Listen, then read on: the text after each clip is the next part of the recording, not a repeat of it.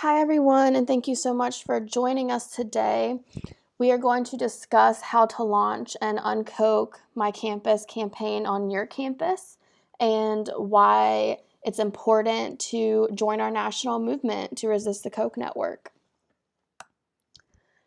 So, in terms of this presentation, we are going to do an introduction to UnKoch My Campus as a national organization. We're then going to discuss why it is important to UnKoch campuses across the country and how you can make a case to others for why you must UnKoch your campus. We'll then review some common campaign strategies and tactics that we suggest others use to get a campaign started, what the first 6 to 8 weeks could look like to launching a campaign with UnKoch My Campus, and then we will review some resources and next steps. So who is UnKoch? What are we all about?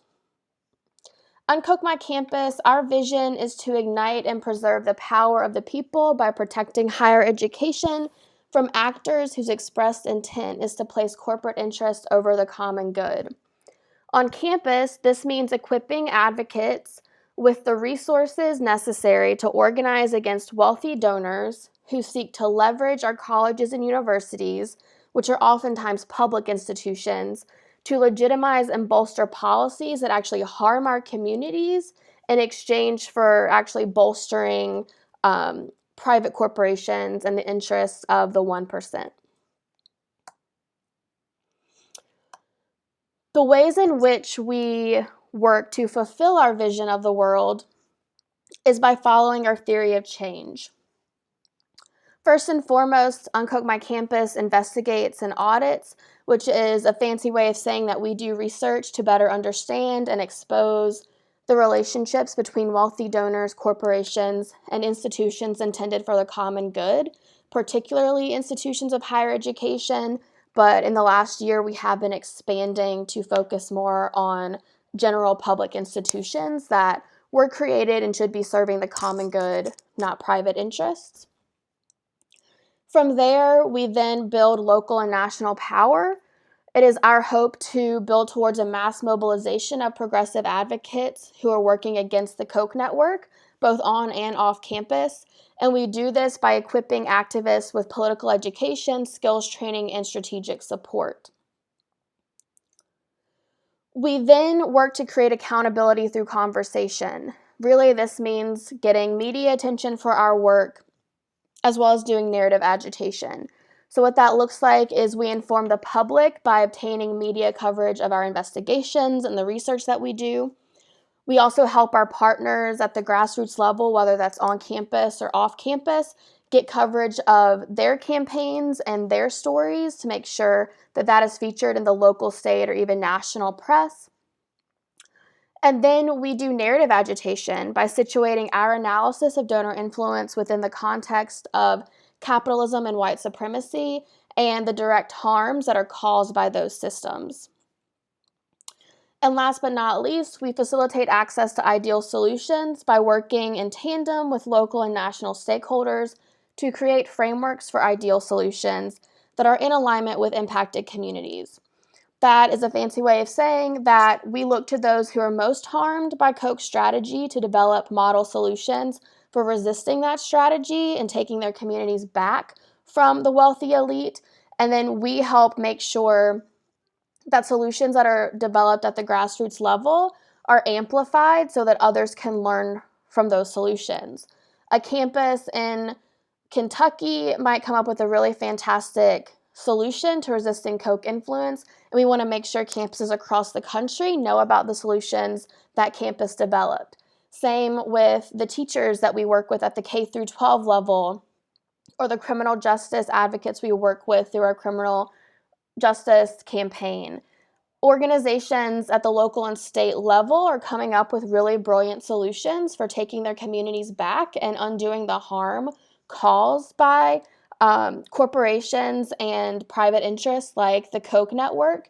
And we want to make sure that the solutions that people are coming up with in one location are accessible to people all across the country, because many of us are facing the same exact challenges, And the more we can work together, the better we can build power nationally and create an ecosystem of solidarity, even internationally.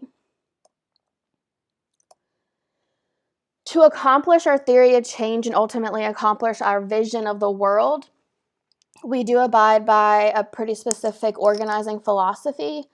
First and foremost, we situate our organizing from an anti-oppressive lens, which means we create an internal ecosystem that honors the dignity of each team member on our national team while also centering the leadership of disenfranchised and oppressed leaders and groups. We also reject perfectionism, so we seek to hold a space that allows for learning and progress, not perfection, and this applies to organizational and interpersonal growth. It is critical to meet people where they're at and be in loving accountability with folks to grow in their analysis, and it is our intention to provide a space for that growth while also holding our national team accountable for our own growth. And last but not least, we utilize a distributive organizing model. We recognize that there are student, community, and state-based groups that are already doing incredible, valuable work across the country that is ultimately working to unkoch their area of interest or their core issue area. And so instead of replicating that work, we seek to deepen the work of those organizations by helping them incorporate campaigns or our analysis against the Koch network into the work that they're already doing. So this means that we partner a lot with already established campus organizations and already established community and state-based organizations to work together instead of wasting resources and time to recreate a structure or a base of community that already exists. We're committed to this organizing philosophy because much of the work that we do seeks to disrupt cultural violence that legitimizes and aids the Koch network in achieving the harm that is caused by their policy agenda. And characteristics of white supremacy like perfectionism, power hoarding, individualism, and this focus over growing a movement by a quantity over quality are really harmful habits, and we want to make sure that we are not replicating that in our own organizing model. We want to unlearn those habits as a team at the national level, and like I said, also work in community to help our partners unlearn those habits as well.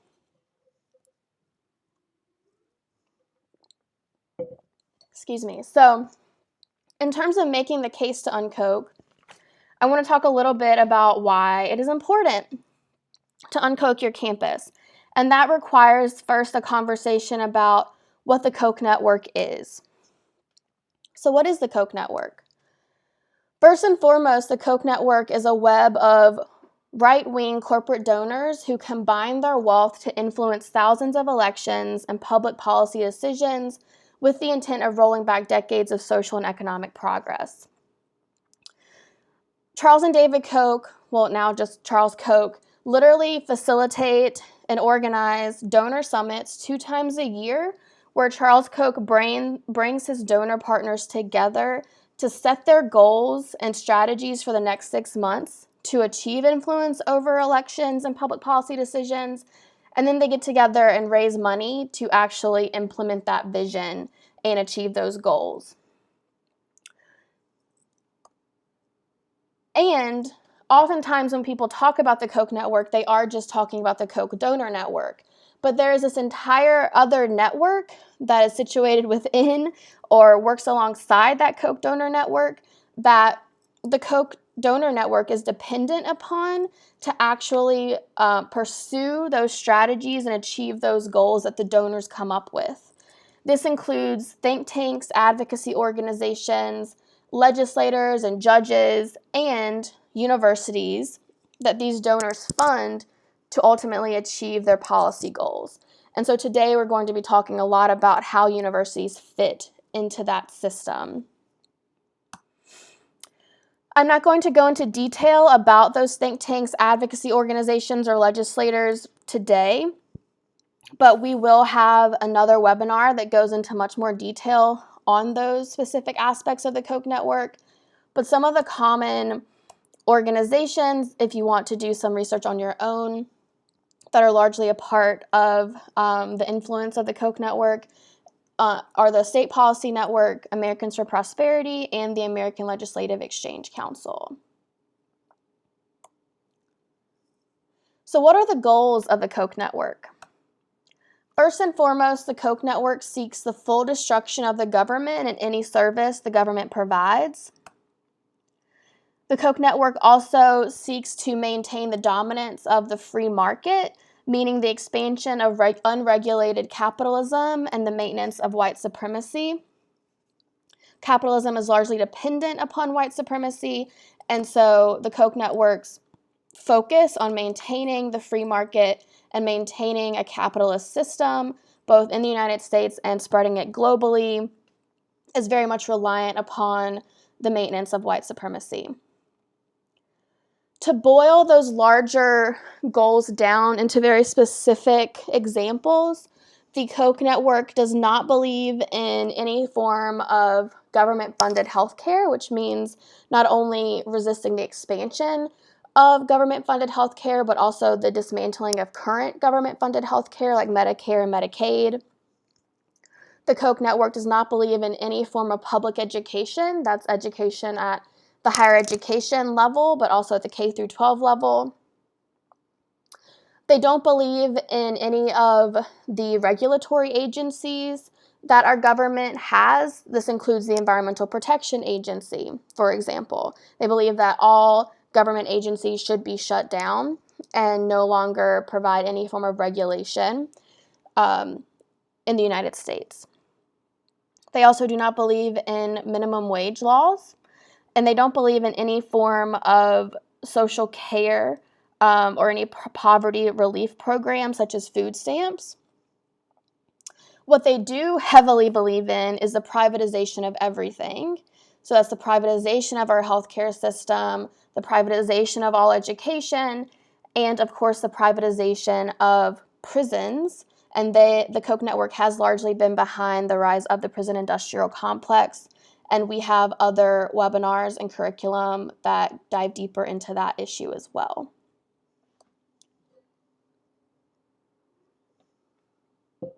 So how do universities fit into actually achieving those policy goals? So Charles Koch himself admits that his funding of hundreds of universities across the country is intended to mainstream free market ideas and approaches to public policy that support the Koch network's legislative goals at the state and federal level. I'm actually going to read a quote from Charles Koch back in 1974 when he first started investing in this strategy. And for context, he was speaking to a room full of other businessmen when he made this speech. Charles Koch said, "There are basically 4 ways in which the pro-capitalist businessman can fight for free enterprise: through education, through the media, by legal challenges, and by political action. I do maintain, however, that the educational route is both the most vital and the most neglected. We should support only those programs, departments, or schools that contribute in some way to our individual companies or to the general welfare of our free enterprise system." So what Koch is saying here is that the universities and influencing education and research that comes out of educational institutions are very much the most important part of achieving privately funded policy change. And Charles Koch even has a title for this strategy. It's called The Structure of Social Change. And this graphic helps demonstrate the structure of social change. So first, this man on the left is Charles Koch, for those who aren't familiar.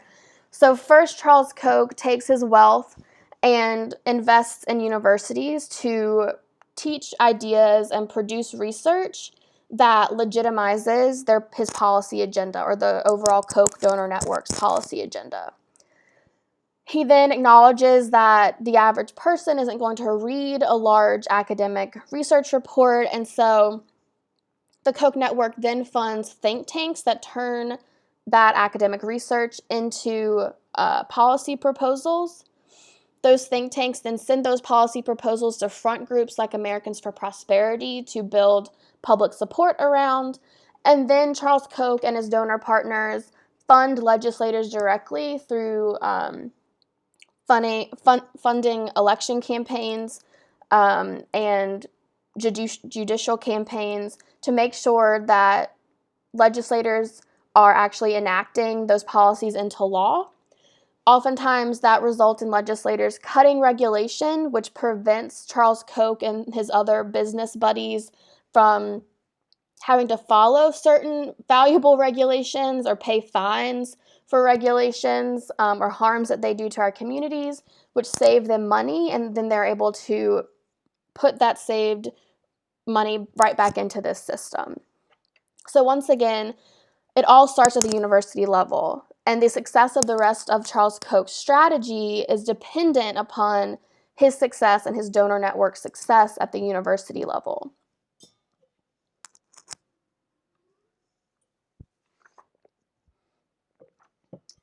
Charles Koch, to go back a little bit first, Charles Koch achieves this influence at the university level through several ways. First and foremost, the Koch network establishes research centers to produce research that endorses and supports the Koch network's policy agenda.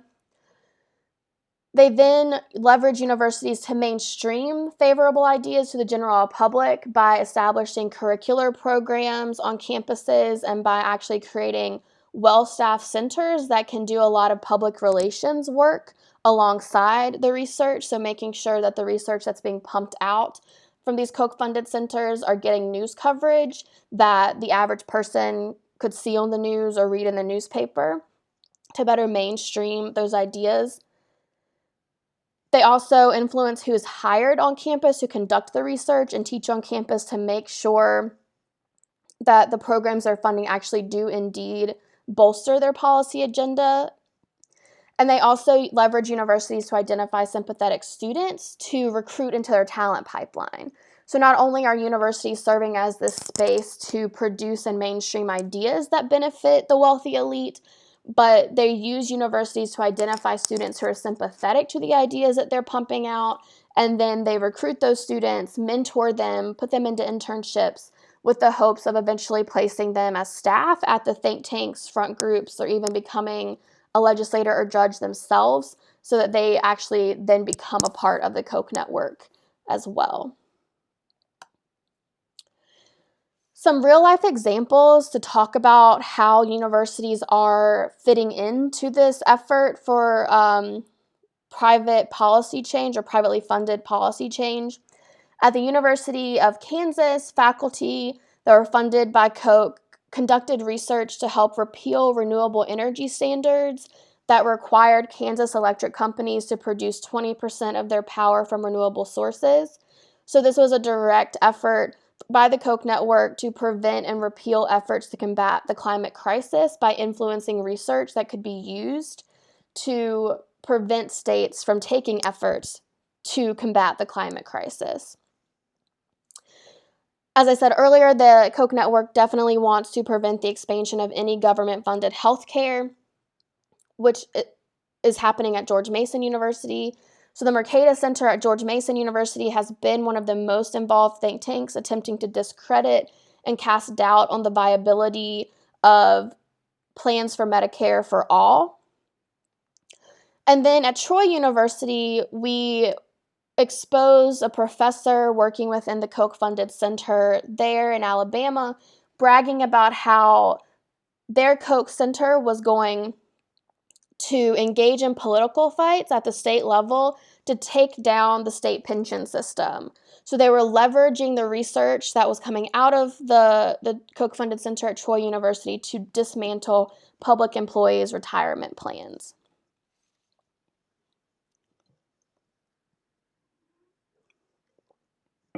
So it is our position that a school that accepts funding from the Charles Koch Foundation is making a commitment to endorse and enable the Koch network's harmful political agenda. And this agenda seeks to halt action on climate change, put hundreds of thousands of people in prison, deny millions of people health care, and strip rights and wages from workers globally. This is really scary. And this is something that people who had been tracking the Koch network were not focused on, which is why UnKoch My Campus came about. There was great research and exposure being done around the think tanks, advocacy organizations, and campaign finance work that the Koch network was doing to pursue that structure of social change that I talked about. But no one was looking deeply or organizing at all around the ways in which colleges and universities were being leveraged to benefit that entire strategy.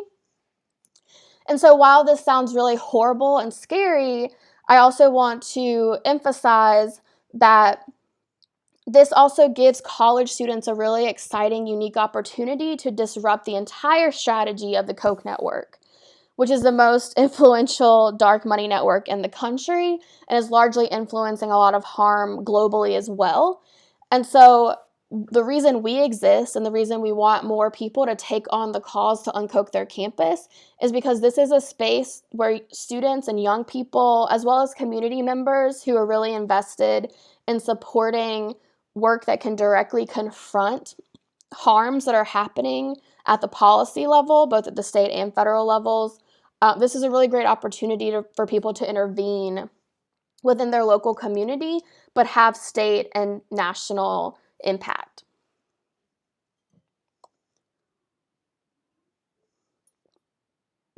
Apologies for having to stop and take a lot of water breaks. So in terms of our campaigns, what do we actually do to confront that Koch network? Because as I said, it's a very large network. They have funded over 400 universities across the country, and they're really wealthy. And so how can college students and faculty and community members at the grassroots level come together to disrupt Koch's strategy?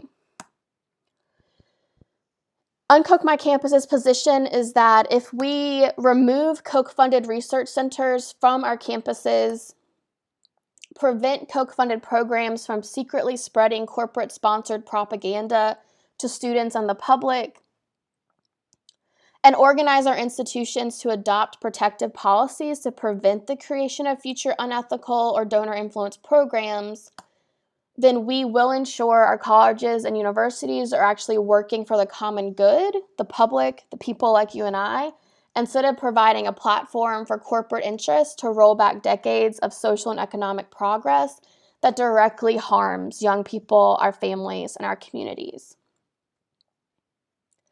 So some of the strategies we recommend for people who want to pursue campaigns centering those goals that we just talked about under the If We section include building grassroots power.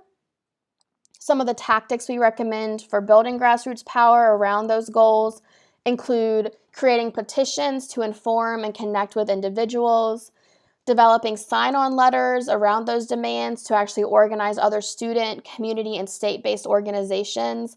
And I want to emphasize here that it's critical to have a student coalition and student engagement, but what's happening on campus is harming people everywhere.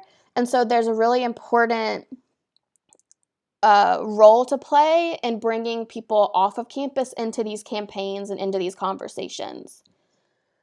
Other ways to build grassroots power include passing student government resolutions or passing a faculty senate resolution, and of course hosting events that can deepen people's political analysis around this issue, as well as skills trainings that can help people get more involved as organizers around campaigns to unkoch their campus. Another recommended strategy is to actually disrupt the Koch network's influence and recruitment strategies on campus. We recommend pursuing this strategy through tactics such as bird dogging events that are hosted by Koch-funded research centers or professors. Bird dogging essentially means identifying your target, whether that is the director of a Koch-funded center or a Koch-funded speaker that's coming to campus, or even your board of visitors, board of trustees, president, provost, and putting them on the spot wherever they are and asking about Koch funding, how they feel about their university endorsing and enabling Koch's harmful agenda by accepting Koch funding and establishing a research center on campus. So bird dogging is a really great way, even for people alone, like individuals, to go and deepen the conversation on campus about these issues. We also recommend doing political education of freshmen who are just coming to campus and deserve to know what their campus is enabling and endorsing, as well as students in the department the program or center is located within.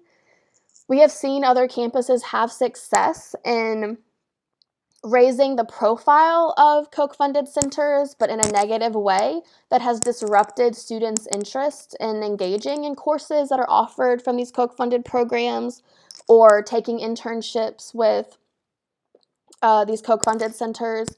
And, you know, according to the quote that I read earlier from Charles Koch, it's very clear that the Koch network only wants to invest in universities where they are seeing impact.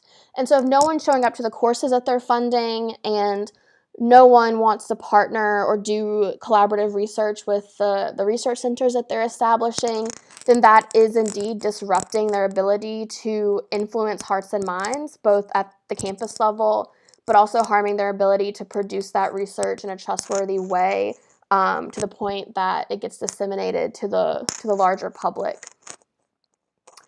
And we also recommend responding to media that's coming out of the research centers. So as I said earlier, not only does the Koch network equip these centers with funding to hire researchers and produce research, but almost always they also have a really strong public relations department within these centers to make sure that research and ideas coming out of Koch-funded programs are getting covered in local, state, and national media. And so if you see your Koch-funded research center being covered in the media, we encourage people to respond to that, write op-eds, write letters to the editor, talk to those media outlets that are covering it to make sure that they are aware that it is a Koch-funded research product. And then there are other ways off campus that students and community members can get involved in terms of exposing the activities of the state policy network think tanks and ALEC legislators that I mentioned earlier on the What is the Koch Network slide. And again, we'll be having a deeper dive into the state policy network and ALEC legislators shortly in another webinar where we can talk more about that strategy and tactic. And then last but not least, we highly encourage folks who want to pursue an UnKoch My Campus campaign to make sure that the tactics that they're using seek to apply sustained public pressure on your targets. This means if you do start collecting a petition, you actually need to deliver those petitions, and you probably shouldn't deliver them in a backroom closed-door meeting, but do it through a fun rally or action that can be very public and allow people to work with you and get involved. If you have big events or you find really troubling information that you're ready to expose, we encourage having press conferences around that, which is just another way to apply public pressure on your targets around your demands. Other tactics to consider are silent protests, mass mobilization protests and rallies where you're a bit louder and more rowdy, disrupting the events that are hosted by the Koch-funded center on campus, ensuring that your university is getting called out in the media for aligning with the Koch network and endorsing the Koch network's harmful agenda. Universities really do rely on positive media coverage, and so anything you can do to harm their reputation is indeed a way of applying public pressure on university leadership.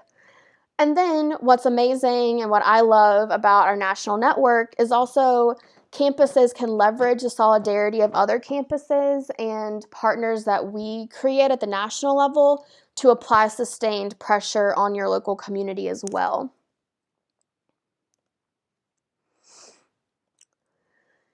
So some recommendations and lessons learned. For those who don't know me, and I'm not sure if I introduced myself at the top of this webinar, but this is Samantha Parsons, and I'm the campaigns director with UnKoch My Campus. And for those who don't know me, I'm in a unique position in my role with UnKoch as national staff because I helped launch a campus-based campaign back in 2014 at George Mason University, which is Koch's top funded school in the country. And so because of this, I do have some personal lessons learned, as well as lessons learned from the work that I do currently in supporting campus campaigns from a staff perspective. So I want to review some of those with you. First and foremost, I encourage all the students I work with not to dwell on the how. What I mean by that is it's not your responsibility to define how your university is going to stop donor influence. It's not your responsibility to come up with the process of how you would remove a donor-influenced research center from campus. It's not your responsibility to come up with policy suggestions on what is and isn't ethical funding for your university to accept. There are people at your university who are paid hundreds of thousands of dollars a year to come up with those solutions and to answer that question. But I oftentimes see university administrators putting these questions and this burden back onto students who are demanding that they do better. And then students getting really focused on coming up with those solutions or feeling like they don't have the right to demand that their school do better if they can't define those solutions. But that is not your job. And it is a way that university administrators seek to quell dissent on campus. And so I really recommend that folks go into any type of campaign they start on campuses to remove Koch influence from campus, to not get bogged down in this idea of how are we going to do it, but instead focus on building mass mobilization and momentum around the demand to apply public pressure to the people who are paid to come up with those solutions and define the how for you. Secondly, I really want to encourage folks not to get burned out by meetings. Administrators love to burn student activists out with meetings. There's a time and place for meetings, but it should not be anyone's central strategy. If you do take meetings, you need to be transparent about them and keep the public informed of what the outcomes of those meetings are. And certainly don't take meetings without informing your team or your partners in this work. But honestly, like I said, taking meetings should not be a central part of your strategy. Again, administrators love to make student activists feel good by saying, yeah, you raise a great point, like let me connect you with this person, and they can talk to you about how we can meet your demands. And then you show up to that meeting really excited, and then that person can't answer all of your questions, and so they push you off to the next meeting. And then that keeps happening, and before you know it, most of the semester is gone, and all you've done is have meetings with people. You're tired. Maybe some of your members are graduating, and you haven't really focused on building mass mobilization and recruitment around your campaign. You've just been giving a lot of time to administrators, and this is how people get burned out. So please make sure that you're not centering your campaign around taking and scheduling meetings. I also want to encourage folks not to make more work for themselves than is necessary. And what I mean by that is that the reason UnKoch My Campus exists is to provide you with resources to make your work easier on campus and to save yourselves time and energy. So if you do some recruitment on campus and you want your new members to go through like a UnKoch 101 training, instead of trying to come up with that curriculum yourself or host that meeting yourselves, ask them to watch the recording of this webinar or send them to me or bring them into national network calls so they can just start learning by doing and being around people who are also doing this work. If there are issues that you want to talk more about or be able to respond to or frequently asked questions that you're struggling to answer when you're launching your campaign, don't try to find the solutions for yourself. Please come to us and ask if we have resources to help you overcome those challenges. or perhaps take some of that burden off of you. That's why we exist, so please use us. We're also going to talk a little bit later about some other ways in which you can call on UnKoch's national staff to support you in your organizing so that you can really focus on base building and focus on grassroots relational organizing while we do a lot of the other work with you. What I will say is that you should allow your values to drive your campaign and confidently talk about them. I always encourage students to situate everything that they do within their values and their goals.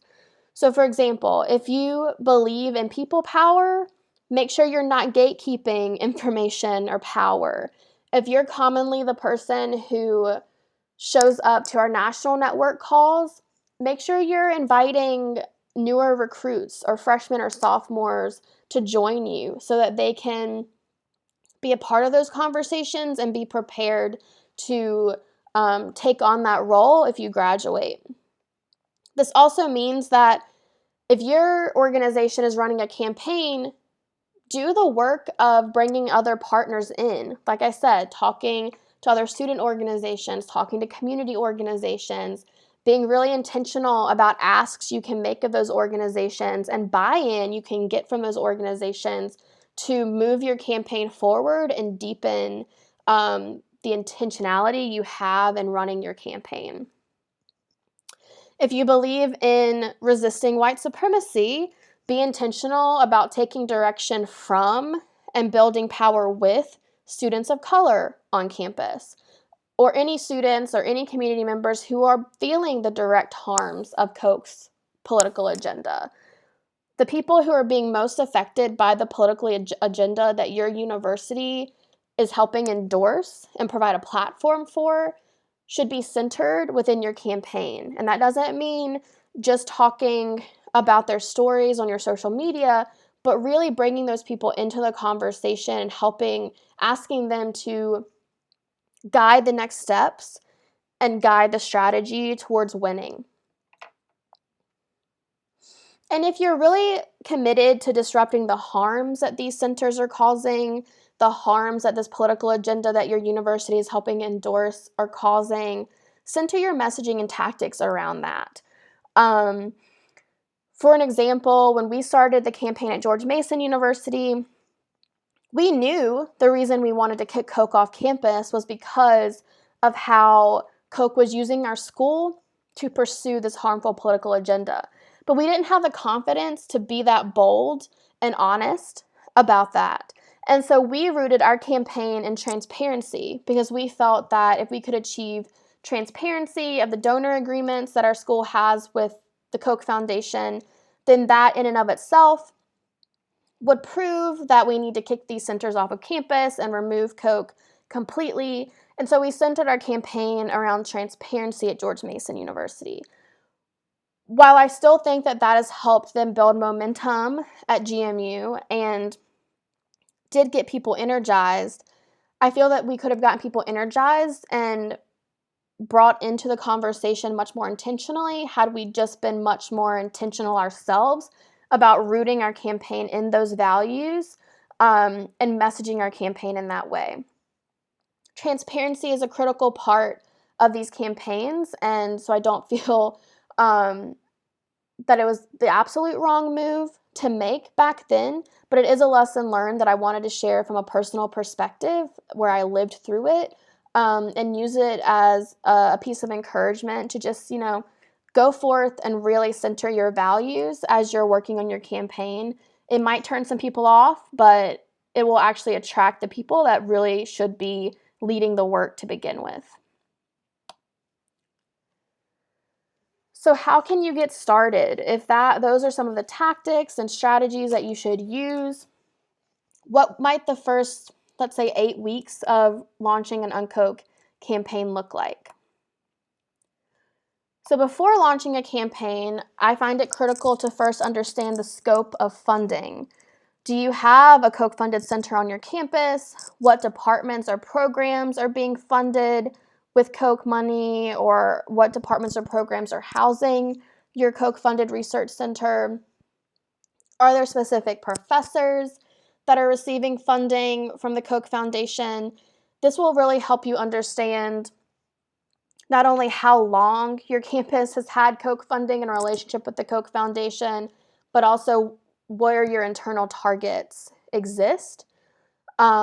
We do have a database on our website that helps you identify your campus to see how much funding you have from the Koch Foundation and how long you've been getting that funding. And this is a great way to start figuring out what that scope of funding looks like. And we also have an organizing toolkit that has an entire section on doing background research that you can utilize to set yourself up for success by answering some of these questions. Secondly, you want to define your goals or demands. It's really hard to launch a successful campaign, or it's impossible to win a campaign if you don't know what your goals are. So it's important to define those goals before you even get started. Some of the common goals that we see are for universities to remove all of their Koch-funded centers, for the schools to stop accepting additional Koch funding, and to adopt protective policies on campus that prevent the acceptance of future funding that comes with strings attached that allow corporate interests or private donors to leverage their schools in specific ways that benefit them over the public good. You also want to identify your targets. This might be your board of visitors, your president or provost, or your faculty senate. Honestly, if your goal is to remove all Koch-funded centers, it's likely going to be your board of visitors or board of trustees. If you want your school to stop accepting Koch funding, I also would say that your board of visitors or board of trustees will play a role in that. But you could also target your president and provost, because oftentimes those individuals are more involved in curriculum development and the ultimate acceptance of funding on campus. And then if you want to adopt protective policies, this is actually a really great lane for the faculty senate or your faculty union to fill. And so under a campaign that's robust and has multiple goals or demands, you might actually have multiple targets. And then last but not least, I recommend that you do some power mapping of your partners and supporters so that you know going into this campaign who really needs to be a part of the conversation and building the vision of the campaign as it moves forward. So this would be other student organizations, faculty, community groups, perhaps people in positions of power who might be sympathetic and be able to give you a platform for your campaign. Knowing ahead of time what that landscape looks like can just make the next few weeks of launching your campaign much easier. Other things that you'll want to have prepared before you officially launch a campaign is some form of petition or sign-on form, and we often recommend that you especially have this created digitally, but you can also have a paper version that you use when tabling. When it comes to creating the digital version, this is something UnKoch My Campus can set you up with and help you create ahead of time. When you launch a campaign, you're going to want to send out a press release to your campus paper, local media, maybe even some state and national media outlets. And so we recommend ahead of time having a press release prepared to go out to media. This is also something that our media coordinator can help you with. We can help you write the press release, and we can also help you identify reporters that should get it the day of your campaign launch.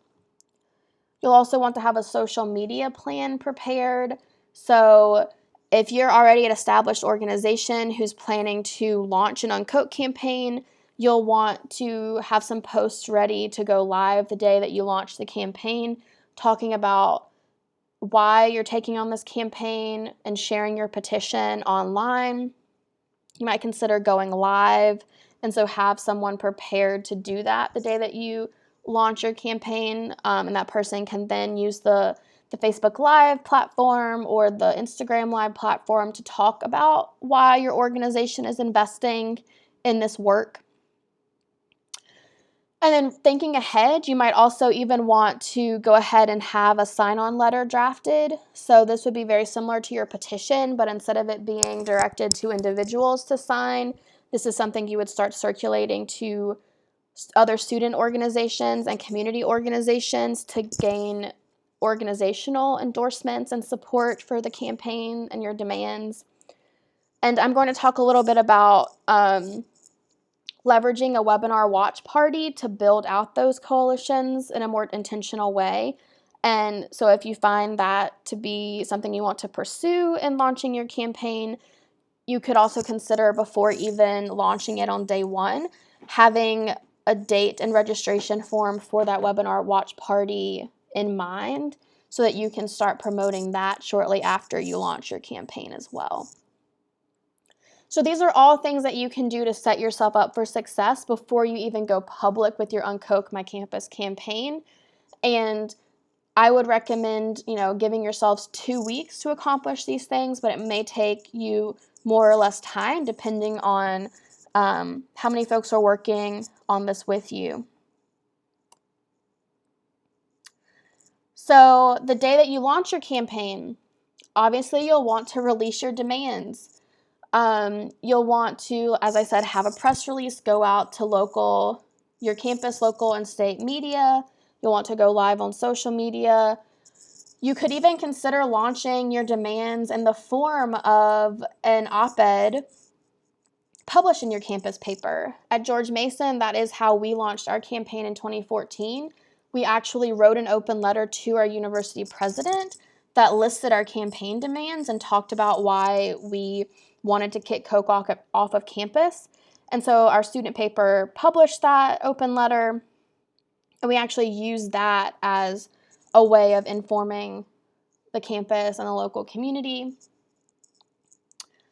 The day of the launch, you'll want to publish and distribute your petition, particularly on digital platforms, but this is also where you could have a physical paper version that you go and table or do class wraps with. And just a note on petitions real quick. So petitions alone are not valuable, but when they are used correctly, they are. So you don't want to just get people to sign a petition and not do anything with it. But petitions really help give you an excuse to collect contact information of your supporters, which you can then use to drive people to future meetings, events, and actions. So by launching a petition, you then should have the email or phone numbers of people who obviously liked your petition and what you wrote about in your petition. Otherwise, they wouldn't share it or sign it. And so then you can then invite those people who signed that petition to your future meetings or to your future actions. So by launching a petition on day one, it really is giving you an excuse to build your contact list of people that you will eventually lean on to escalate this campaign. A petition also gives you something to deliver during your first action.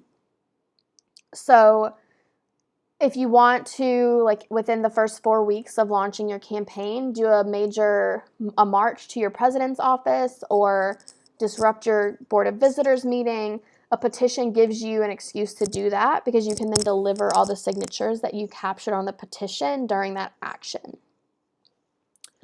Last but not least, it's important not to just think about recruiting individual support, but to think about what it looks like to bring partners into your campaign. So your organization might be bottom lining and really putting a lot of their intentional effort into the campaign, but that doesn't mean that other organizations wouldn't want to be a part of the movement that you're going to want to build around your campaign. And so on campaign launch day, not only do you want to distribute your petition to individuals, but I also recommend that you email your potential partners. So this goes back to that power mapping exercise where you have a list of organizations that you think would care a lot about the work that you want to do through this campaign. You would then email those people, explain the goals and values that your campaign is rooted within, and invite them to join a watch party that you're going to have coming up, which I will talk about in a few moments, to learn more about where you're coming from and why this campaign is important to you.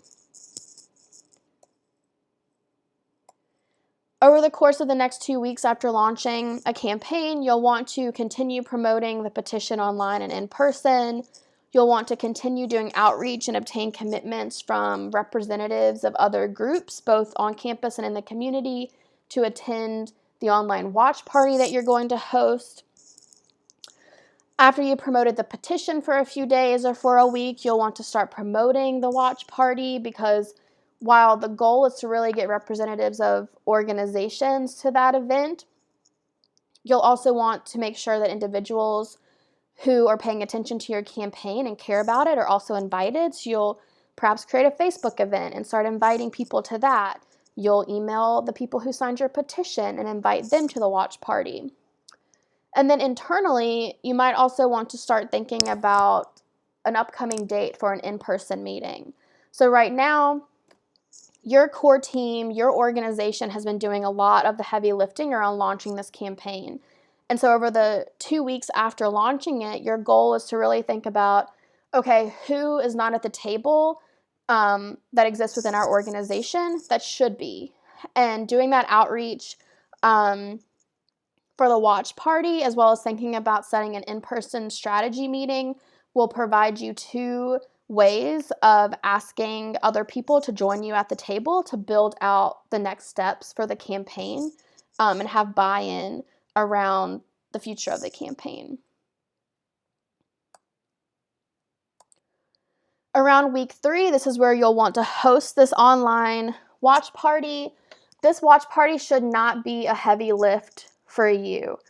Actually, what I would recommend is to, when hosting this watch party, you do it virtually, so you're not even asking people to come to campus or leave their dorm rooms or leave their homes. You'll want to start the watch party by talking about why it's really important to UnKoch your campus. And you can do that really easily by literally showing the beginning of this webinar that you're watching right now. So go back to the portion where I talked about why it's important to UnKoch your campus. Press play, like share your screen during the watch party, press play, and let us do that part of the watch party for you. Then you'll want to talk about what you know about your individual campus's connection to the Koch Foundation looks like. So connecting the bigger picture issue that I talked about in this webinar about UnKoching your campus to the specific ways in which your campus is connected to Koch. But again, this is research that you should have done in those first 2 weeks before even launching your campaign. And so it literally will just require one member of your organization taking a few minutes on this watch party to share those findings. And then you would use the rest of the time to talk about how you want this to be a collaborative campaign. And again, this is where you would go back to your values of acknowledging the fact that the Koch network is leveraging our colleges and universities to do harm at the policy level. And this harm hurts a lot of people, both on campus and off campus. And this is where you can talk about the fact that because of that, you want this to be a collaborative campaign where there are a bunch of organizations that are endorsing it and supporting it, and then get people's perspective and feedback from there. This is also the place where you can escalate your asks of your partners. So during the day that you launched your campaign and over the course of those first 2 weeks, you're really just asking people to sign an online petition, or maybe you met them in person and got them to sign a paper petition, and you asked your potential coalition partners to join this online watch party. So those are pretty low bar asks. At the watch party, you'll then want to escalate those asks by asking, the individuals who show up to circulate the petition to their friends and family members, to ask the representatives of other organizations to start sharing the petition on their social platforms or including the petition in their tabling and recruitment activities that they do. as well as asking those representatives of other organizations to sign on to a letter, again, that you likely drafted before you even launched the campaign, to officially obtain the organization's endorsement. This is also the place where you could announce an in-person strategy meeting. So this online watch party is really a space for political education and initial relationship building.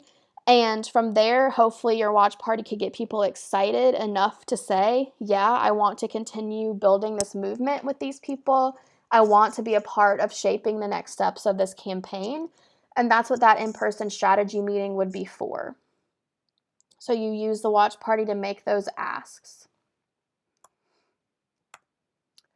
Then the next week, you can actually host that strategy meeting. This is, again, where you can solicit feedback from other organizations on the values and the demands that are driving your campaign. And then you can use this space to develop a plan to deliver your petition and sign-on letter. So this is where you're actually first starting to develop out an action plan.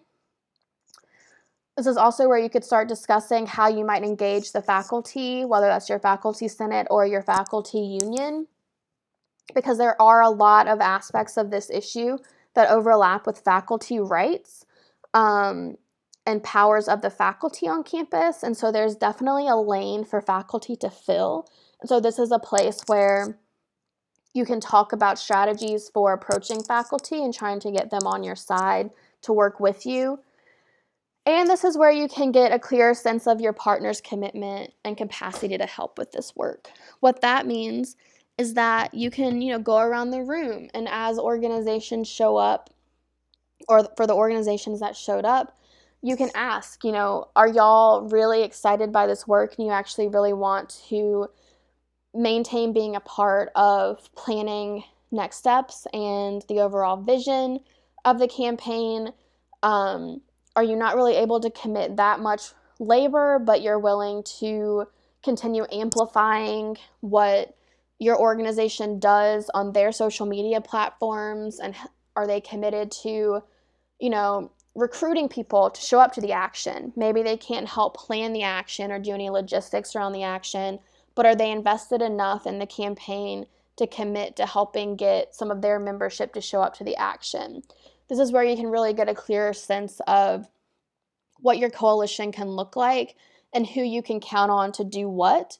And this is also a really great space to start giving those partners of yours who are showing up and saying they want to be more invested in this work roles to fill, to really give them a sense of ownership of the campaign. Again, going back to the values of wanting to unlearn habits of individualism and power hoarding, these in-person strategy meetings where you have multiple people representing different organizations on and off campus is a really great to put those values into practice by asking people to have collective buy-in around the next steps of your campaign, and also asking people and trusting those people to take on certain pieces of labor related to moving the campaign forward.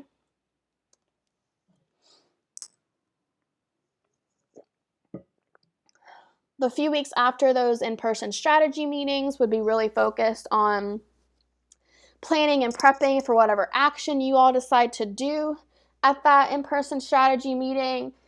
So you would actually start executing the tasks that are required to pull off an action, both in terms of the logistics required to host an action, but also ensuring that you're able to mobilize people to participate in the action. You'll also perhaps want to start during this time to discuss the steps for after the action. A challenge that I've seen in the past is that organizations, regardless of whether or not they're student orgs or community orgs or state or national organizations, spend all of this energy and time building up to an action, but there's no discussion of what's going to come after the action. And the reality is that in organizing and in movement building, one action is not going to cut it. And so just because you deliver a petition and get some press coverage of you marching to your president's office to deliver that petition, just because you successfully do that doesn't necessarily mean you're going to win your demands overnight. And so you need to have a plan for what follow-up looks like after the action.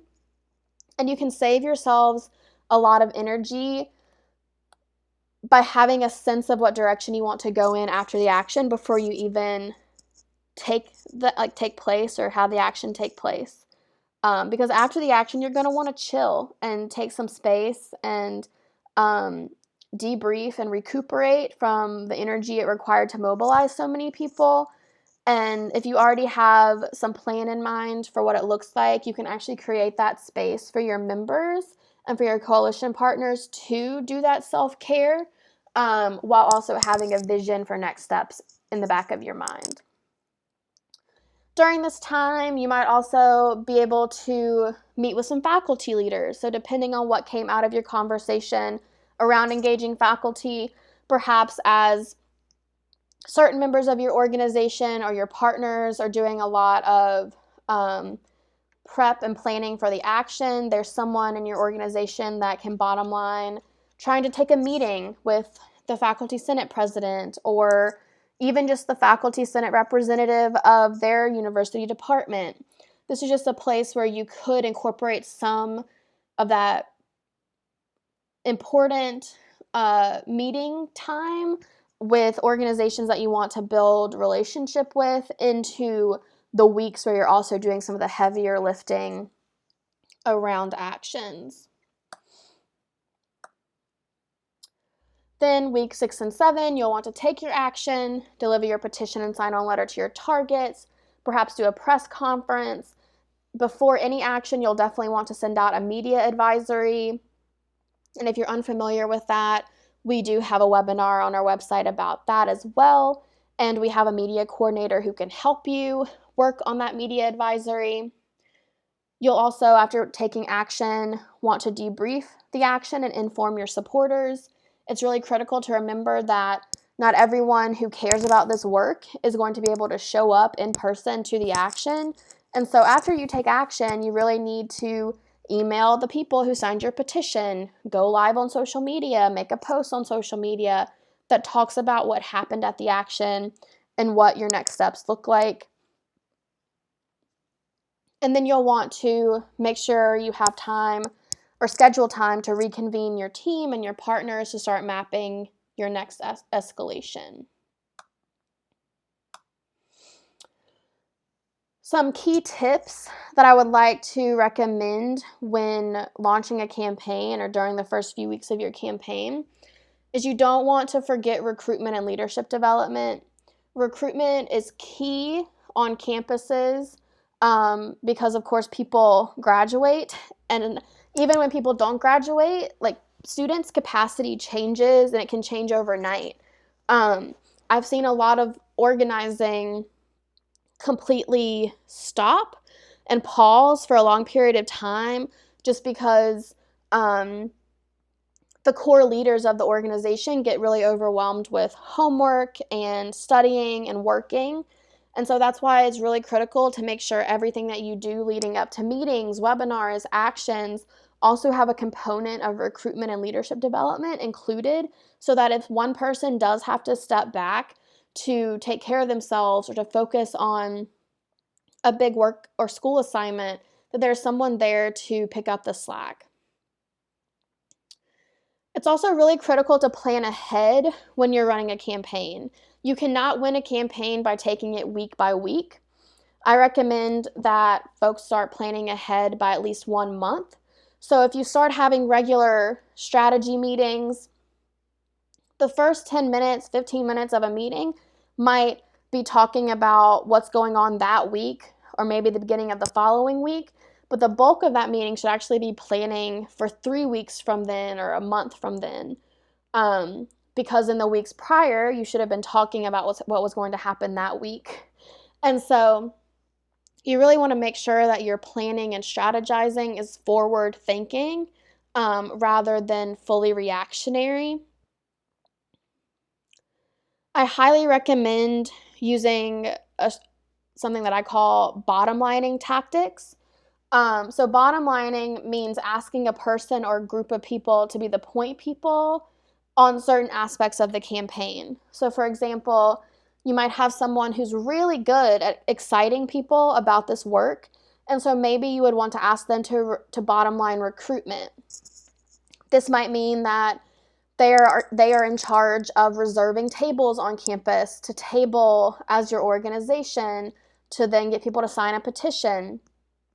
This might mean that they're in charge of scheduling events and political education opportunities, or they're in charge of recruiting other team members or coalition partners to do some one-on-one meetings with people who are interested in this campaign and want to get more involved. Bottom lining does not mean that you have to be the person who does everything under that tactic or task, but it means that you're going to be the glue that holds people together who care about that tactic or task, to really make sure you're being intentional about getting it done. So you can still recruit other people to help you accomplish all of the pieces of recruitment, but by being the bottom liner around recruitment, you're the person who's just making sure that those people that you recruit to help are following through and being accountable to the tasks that they agreed to do. If someone wants to bottom line digital, perhaps this means that they are the people who are emailing your supporters or posting on social media. Bottom lining is really critical, and I say that because bottom lining also requires trust, and it requires rejecting habits of perfectionism. I see a lot of progressive groups run their organizations based on horizontal leadership. So the concept of that, like, no one is a central decision maker and you get buy-in from the whole group before making any major decision. And this is important, and it's also how UnKoch operates. But you can also operate using horizontal leadership while equipping people with the group's trust to make decisions on areas they volunteered to focus on and lead.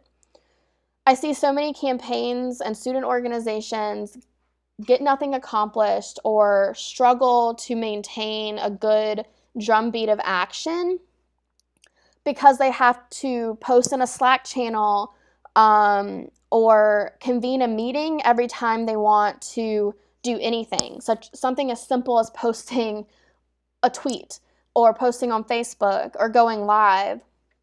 And this really prevents action and is ultimately a sign that the group does not trust its teammates, its members, or partners. It's also largely rooted in the concept of perfectionism and the fact that people can't mess up. And so I really encourage folks to focus on leading their campaign from a space of trust and bringing in their teammates and team members and coalition partners in a way that you trust them to move forward and post on social media without having to get everyone in your Slack channel to heart react to the proposed tweet. And for those who are not familiar with Slack, it's a workspace platform that's like a big group text or group chat. I apologize for using words that people may not be so familiar with. But rooting your campaign in trust and making sure that your teammates and your coalition partners are informed around your values and around your messaging and around your goals and demands means that they should be able to formulate a tweet or send an email without having to get everyone's approval before sending it. And if for some reason someone messes up or is challenged when they send out something and not everyone agreed with what it looked like or what it said, then have a group accountability process and talk about what gaps existed to result in that mistake. Because mistakes happen, and we have to be comfortable with mistakes happening and having a process of correcting the mistake rather than proactively distrusting everyone, because that really harms the ability for a movement to grow and move forward. So please, hot tip, probably number one, is invest in trusting your organization and your teammates and by doing that, equip people with the overall collective support to bottom line certain aspects of the campaign. And then I also encourage folks to balance intention with urgency. So it is okay to pause or have your campaign take a little longer if it's because you're working to be really intentional and who is at the table, or if harm needs to be done, or if mistakes were made that need to be corrected. It is not okay to pause for a long period of time because, like I said, you just don't trust the people you're working with, and therefore it's impossible to get things done. There is a difference. But what I oftentimes see is that things are not necessarily being that intentional, and campaigns are moving forward with this concept of urgency that says, we have to get this action launched, or we have to get this petition written and published because the Koch network is taking over the world, and our campus just accepted a Koch-funded center, and so we have to move forward really quickly. I love that energy. I love that passion. But there's also a consideration to be had of pausing that energy and passion and that sense of urgency in order to make sure that before you're launching your campaign or reacting to things, that you're doing it from a place of intention, and that you're building a community and building space to bring in the people that need to be at the table. Because oftentimes a sense of urgency does result in sacrificing potential allies for quick or highly visible results, which means sacrificing the interests of communities of color in order to win victories for white folks. So if your campaign is very much centered around the need to just move as fast as possible, ask yourself why that is, and who might that be leaving out of the conversation that really deserves to not only be a part of the conversation, but perhaps be leading the conversation. And be really intentional and reflective about whether or not your campaign is being perhaps put on pause or taking a little bit longer because you're doing that important intentional base building, or if it's being put on pause and taking longer just because you don't trust the people in your organization. Because there are ways that we can overcome the latter to help you move forward much more quickly. Okay.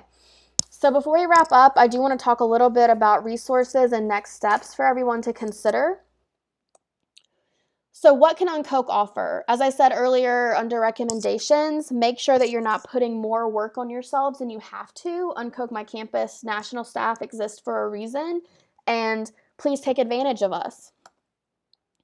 This means we can help with political education. We can run webinars. We can come to your campus and do events and speaking engagements. We can also do skills trainings, both online and on campus. These are things that you don't feel like you should not have to feel like you have to be the expert in, or you have to figure out how to facilitate a training on your own. We would love to do a skills training with your folks while also looping you in to help build out that curriculum. If you want to build out curriculum and learn how to be a trainer, work with us and help us take some of that burden and pressure off of you so you can still learn and become a trainer while also getting the training to the organizational members that need it most in a timely fashion. We can also help with your messaging and analysis around your campaign if you want support in terms of how to talk about your work, how to frame your petition or your demands, how to frame your sign-on letter. Of course, we're always excited to amplify your campaign. This means that we are here to share what you're doing and share your stories on social media. We also want to provide you a platform to make sure that people across the country know what you're up to, because likely you're doing really important, incredible things. And there might be people on a campus across the country that want to do the same thing that you're doing, and you have a really great idea or a tactic that worked really well that they hadn't thought of. So we want to create a platform by amplifying what you're doing at the national level so that the other campuses we work with can learn from you.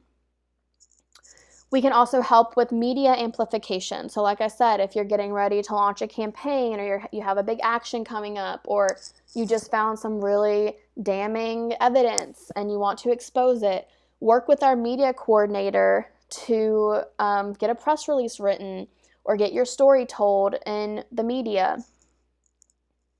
We can also provide strategic support. So if you want to talk about developing a campaign plan or an escalation timeline, setting deadlines, figuring out the best way to build coalition, I'm here to help you with that.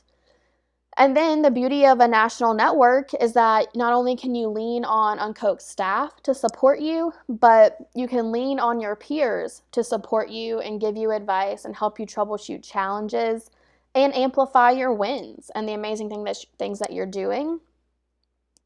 And then, of course, UnKoch can also help organize forms of national escalation. So let's say you have a big action coming up, and it would be amazing to have 5 big nationally recognized democracy groups endorse your campaign before you go and disrupt the Board of Visitors meeting.